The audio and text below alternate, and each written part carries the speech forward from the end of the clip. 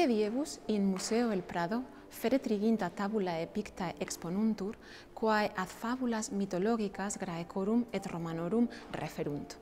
Pleraeque tabulae depictae sunt aetate renascentium artium, atque pereas possumus percipere quomodo ii auctores regentioris aetatis vinculum cum antiquitate cum veteribus statuerint, atque quomodo formas cogitandi et formas sentiendi eorum interpretati sint.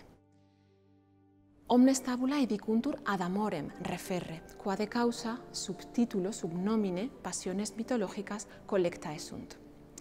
Et nomen non videtur abs re impositum neque titulus sine causa datus, nam vocabula amoris et passionis, sicut apud nostros sunt vocabula quae semper aut fere semper bene audiant atque in bonam partem cadant, apud antiquos vero passiones possunt et a rebus malis et a rebus bonis evenire, atque eodem modo possunt et bona et mala parere.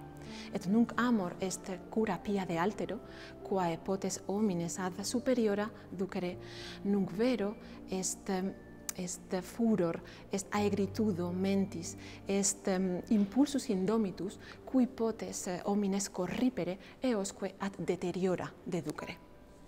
Hic sunt Venus et Adonis. Inter eos omnia videntur amabilia esse.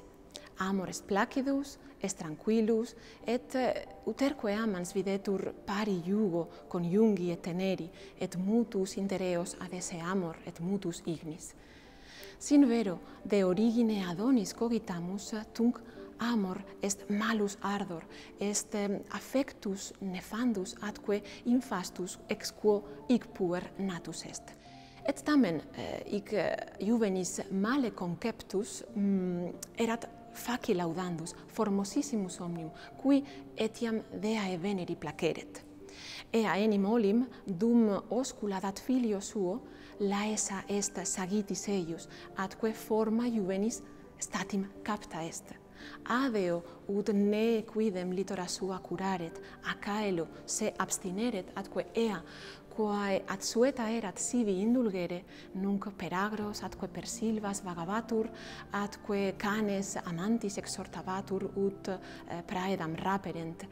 Adonem tenebat, Adonis semper, comes erat, atque Adonis omnibus rebus praeferebatur. Aex Caena narratur in decimo metamorphoseon Ovidi, et inea amantes labore venandi lasati ad populum veniunt, quae sua umbra opportuna iis indulget atque torum is praebet. Et mirum est quod apud Ovidium est Venus quae posita cervice in sino juvenis quieti sedat atque oscula medis verbis interserit. Apud Veronensem vero, qui est artifex uius tabulae pictae, Venus superior stat. Quasi fieri non posset, ut Adonis non esset ei subiectus, atque ei obnoxius cui tanta es vis.